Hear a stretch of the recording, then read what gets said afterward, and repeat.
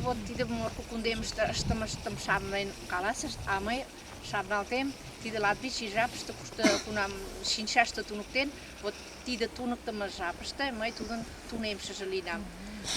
Но мемнан марий литературыжо тӱҥалеш ыле 5-ше класс гычын тунем лекмешке, пытарымешке.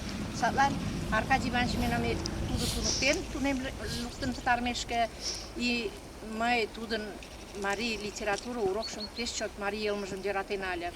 Тудо школыш классыш пура, вот чыланна дечат йодешкет, пӱртӱсын моторлыкшым ужын моштен.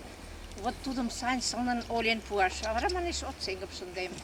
Ну, все-таки тунам вет жалыштыже ме шукыракшым эре уремыште коштын уна, ала-мом гына шекланен уна. Аркадий Иванович, манам, шошым пасушто, манам, ош лумыштыжо, манам, такай мландыже, манам, ош мыжерым шем тумыштен тумыштымо гай коеш.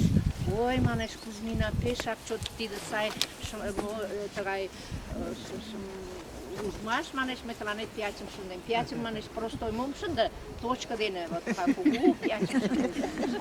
Но вара кажне урокыштыжо йодеш ыле, кӧ тыгай моторлыкым мом ышта. Тудо эре мыланна ала-могай тыгай мастарлык дене марий йылмым йӧраташ туныкта ыле.